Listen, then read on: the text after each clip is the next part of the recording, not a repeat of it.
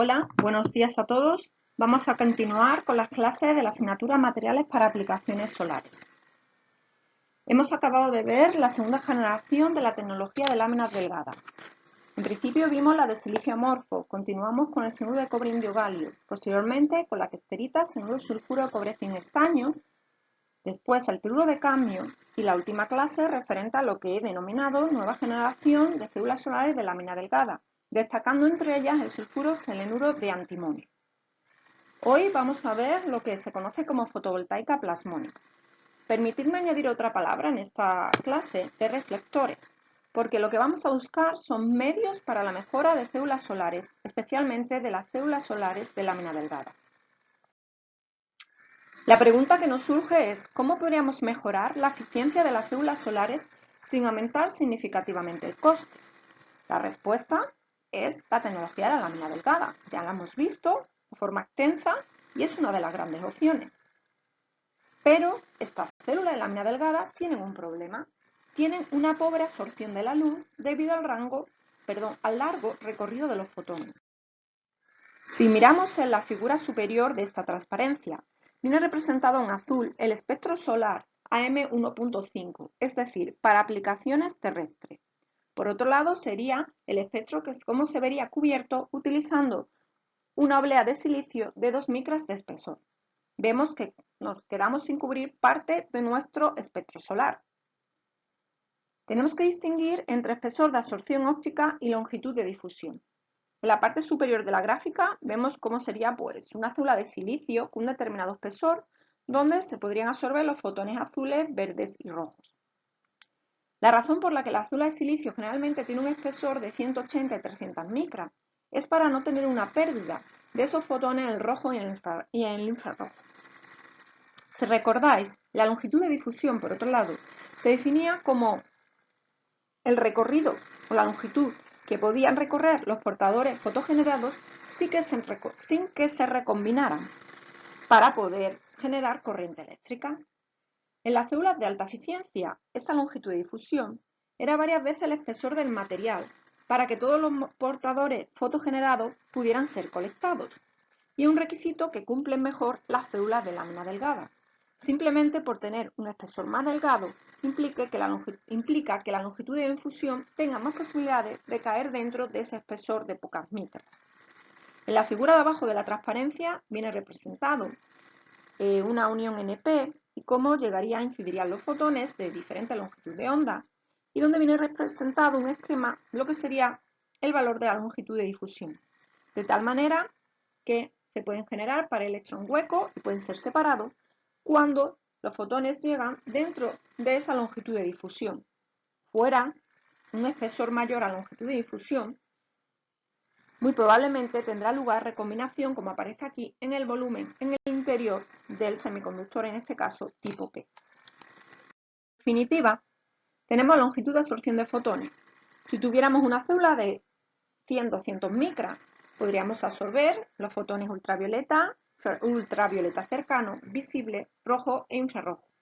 Sin embargo, en células de lámina delgada menores o iguales a 2 micras, podríamos tener pérdida de esos fotones rojo e infrarrojo. De tal manera que tendremos que aumentar la longitud de camino óptico de la radiación en el material absorbente, en las células de lámina delgada.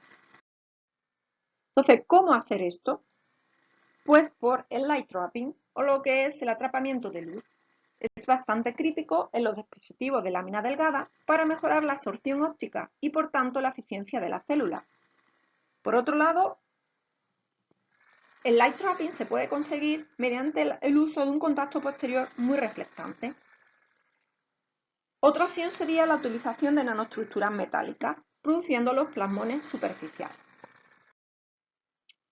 Aquí se representa diferentes ejemplos de células de silicio, decir que es la tecnología en la que se ha llevado a cabo con éxito ese atrapamiento de luz mediante, por ejemplo, una superficie texturizada de silicio cristalino mediante un ataque químico anisotrópico, como se presenta en la figura B. Eso ha llevado a esa formación de esas pirámides que le hacen posible tener un mayor atrapamiento de luz debido a la reflexión de la luz que incide y una mayor dispersión de la luz, como podemos ver en la figura A. Por otro lado, también la figura C se ha realizado con éxito mediante la superficie nanotexturada de un sustrato de vidrio por nanolitografía, donde podéis ver que es muy importante la relación entre altura y base, lo que llamamos relaciones de aspecto. De tal manera que, insisto, todo este atrapamiento de luz, este concepto, se ha llevado a cabo con éxito desde hace tiempo en las células de silicio, lo cual ya no es tan fácil que funcione bien en otro tipo de células de lámina delgada, y lo cual se está investigando hoy en día y veremos a continuación dentro de un rato. ¿Pero qué es un plasmón? Pues el plasmón es una cuasipartícula que describe la cuantización de la oscilación del plasma. Los plasmones superficiales son aquellos plasmones que están confinados a superficie y que actúan fuertemente con la luz, resultando en un polaritón. Son las excitaciones de los electrones de conducción en la interfaz entre un metal y un dieléctrico. La absorción localizada de las nanopartículas metálicas vía resonancia plasmónica superficial, lo que se conoce como SPR, es una gran opción muy atractiva debido a sus características únicas. Por ejemplo, mejora el campo electromagnético, permite la absorción de fotones de longitud de onda selectiva y la longitud de onda resonante ajustable mediante el cambio del material de la nanopartícula. Es importante su forma, su tamaño, así como el ambiente dieléctrico en el que se encuentre localizada la nanopartícula metálica. ¿Y cuáles son los materiales más utilizados para estas nanopartículas? ¿Qué metales son los más utilizados? Pues el cobre, el oro, la plata y el aluminio. Destacar la plata por su alta eficiencia de dispersión, un 80% para longitudes de onda superiores a 400 nanómetros. Y además tiene una posición de resonancia alrededor de 350 nanómetros en aire, lo que la hace ser un buen candidato. Además, no es tan caro, por ejemplo, como el oro. ¿Y cómo se fabrican las nanopartículas metálicas? Pues hay diferentes procedimientos, destacando aquí 3 de ellos. Uno sería por PLD, depósito por láser pulsado. Otro sería, pues, por evaporación térmica y un posterior tratamiento térmico.